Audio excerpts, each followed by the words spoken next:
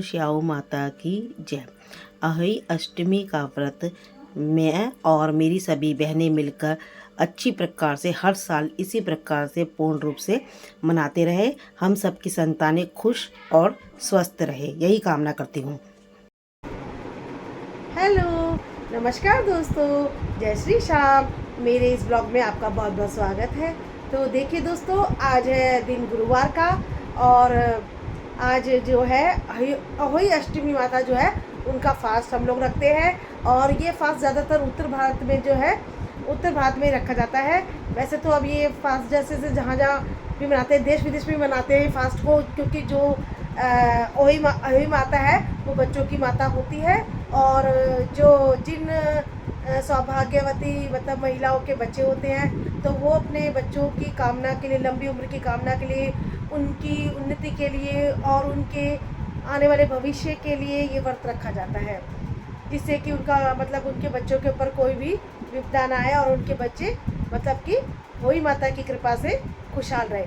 तो मेरी भी यही प्रार्थना है कि जिन बहनों ने या जिन महिलाओं ने ये व्रत रखा है उनका व्रत पूर्ण रूप से सफल हो और उनके घर में जैसे भी उनकी अपनी मनोकामना है वो सब पूर्ण हो।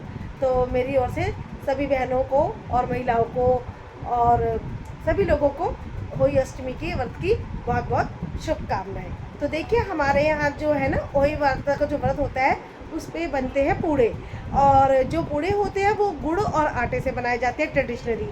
तो यहाँ पर ना मैंने ना तेल गरम कर लिया था और मैंने ना यहाँ पर अपने जो है पूड़े बनाने शुरू कर दिए थे।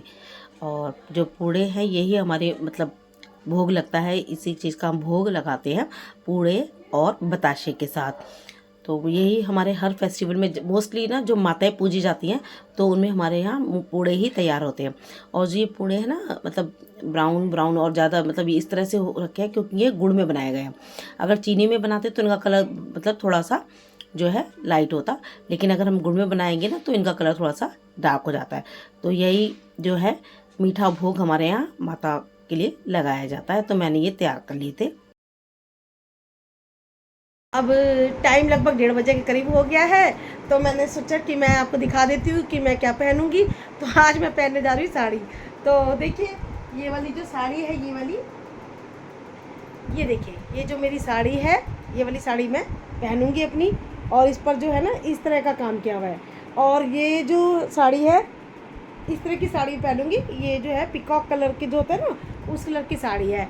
और जो साड़ी का ब्लाउज़ है वो मैंने ना खुद ही बनाया था, यानी खुद ही रेडी किया था मैंने ये वाला ब्लाउज़ अपना।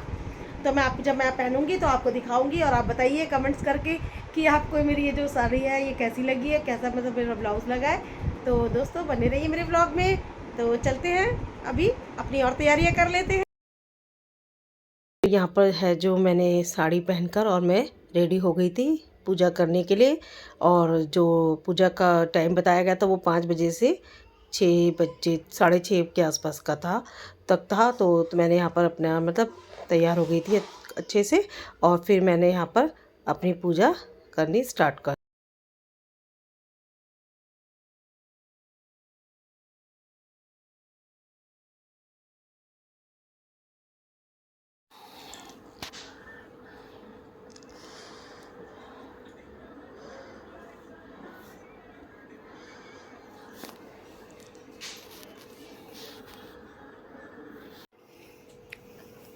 यहाँ पर जो है मैंने अपनी पूजा स्टार्ट कर दी थी। और जो माता रानी को मैंने यहाँ पर विराजमान कर दिया था इस चौकी पर। और हमारे यहाँ ऐसा होता है जहाँ पर अहोई अष्टमी की पूजा की जाती है वहीं पर हमारी दिवाली भी पूजी जाती है। तो मैंने यहाँ पर माता रानी को विराजमान करके और मैंने जल भर लिया था, इसमें पात्र में जल भर लिया था कलश में। और उसके बाद मैंने इस कलश में ना मतलब कि सतिया निकाल दिया था रोली से, और 13 बिंदियाँ इसमें लगा देते हैं हमारे यहाँ, और कलावा बांध दिया जाता है।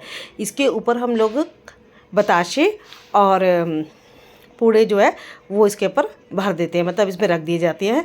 और हमारा भोग जो है इसी से लगाया जाता है।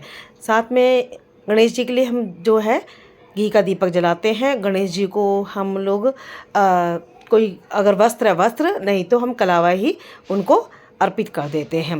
और उनका जो टीका है वो लगाते हैं हम, चंदन का टीका उनको लगाया जाता है। और जो माता रानी है उनको हम जो टीका लगाते हैं वो लगाते हैं रोली से। और दक्षिणा रख दी जाती है हमारे यहाँ, जब तक जैसे ही जितनी भी आपकी सामर्थ्य अनुसार है वो हम दक्षिण मतलब जो है हम अपनी मतलब उसमें रख दी जाती है दक्षिणा। और जो माता रानी के आगे भी हम लोग जो है कुछ पैसे मतलब धनराशि रख देते हैं। और बयाना का जो है, बयाने के लिए हम जो कपड़े लाते हैं, वस्त्र लाते हैं अपने बड़ों को देने के लिए, वस्त्र है, फल फ्रूट है, और जो ये पूड़े हैं, बताशे हैं, और जो हम घर में अपना जो पकवान बनाते हैं वो भी हम बयाने में देते हैं। तो वो भी हमें यहाँ पर रखना होता है साइड में। और फिर हम उसको पूज के माता रानी के आगे ही, और फिर उसको जब हमारा व्रत जो है हमारी पूजा संपन्न हो जाती है तो हम उनको दे देते हैं। तो हम यही सब रखते हैं, मतलब अपनी पूजा में फल फ्रूट है, और जो हमारा हमने ये प्रसाद बनाया, ये इस तरह से हम अपनी पूजा करते हैं। और फिर हम जो है अपनी कहानी पढ़ते हैं। और कहानी पढ़ते समय हम अपने हाथों में ना जो है चावल के दाने या गेहूं के दाने जो भी अवेलेबल हो उनको ले लेते हैं। 13 या 13 से ज़्यादा जो भी मतलब गेहूं के दाने रख लेते हैं और चावल के दाने रख लेते हैं, और उनको हाथ में लेकर ही हम लोग ये कथा को सुनते या पढ़ते हैं। और ये जो गेहूं के और ये चावल है, ये जो है जब हम रात में तारों को देखने जाते हैं या चंद्रमा को जो देखते हैं तो उसमें हम उसको मतलब उनको अर्पण करते हैं, यानी उनके ऊपर हम आखत डाल देते हैं, मतलब उनको आखत डाली जाती है उनकी, और उसके बाद हम उनको जल अर्पण करते हैं। तो इसके बाद ही जो है हमारा व्रत जो है वो पूर्ण होता है। तो हमारे यहाँ तो इसी तरह से ना पूजा की जाती है। तो आप मुझे कमेंट्स करके बताइए कि आपके यहाँ किस तरह से पूजा करते हैं। और अगर आपको मेरी ये मतलब वीडियोस पसंद आती हैं तो प्लीज़ मेरे चैनल को लाइक कीजिए, सब्सक्राइब कीजिए और कमेंट्स कीजिए, ज़्यादा से ज़्यादा वीडियो को शेयर कीजिए। और आप मुझे कमेंट से बता सकते हैं कि आपके यहाँ किस तरह से पूजा करते हैं, या पूजा में कोई मतलब कोई गलती तो नहीं हो गई है, या इसी तरह से आप क्या पूजा करते हैं। तो आप मुझे कमेंट्स भी कर सकते हैं।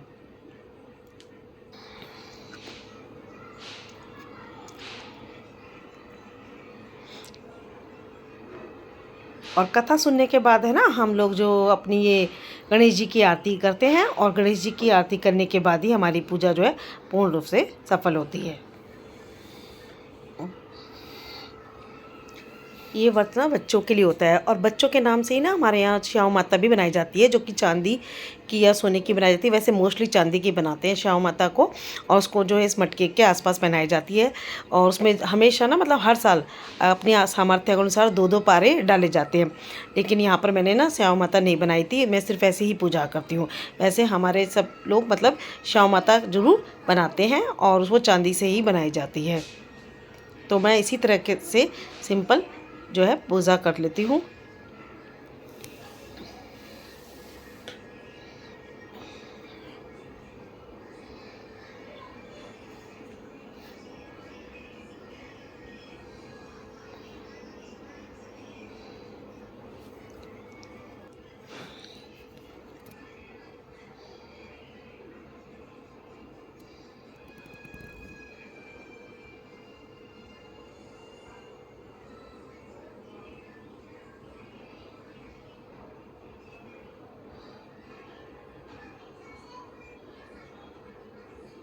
और इस तरह से ना मेरी पूजा पूरी हो गई थी, संपन्न हो गई थी। तो हर साल भगवान करे इसी तरह मैं पूजा करती रहूं। और देखिए पूजा होने के बाद है ना जो मैंने फिर अपना है ना खाना बनाना स्टार्ट कर दिया था, क्योंकि खाने के लिए भी काफ़ी लेट हो गया था। तो यहाँ पर मैंने खाना बना रही थी, और धीरे अपनी बेटी से बात करती जा रही थी। तो वो कह रही थी मम्मी जल्दी जल्दी खाना बनाओ, मुझे बहुत भूख लग रही है। तो यहाँ पर मैं ना पूरियाँ बना रही थी। तो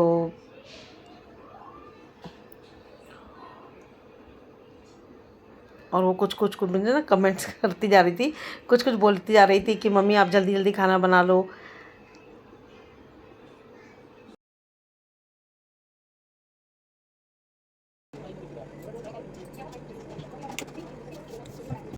तो देखिए रात के बज चुके हैं लगभग 9, तो अब मेरा खाना ना कंप्लीट हो गया, मैंने खाना पूरा बना लिया है और खाना बना के मैंने व्रत वगैरह भी अपना खोल लिया था।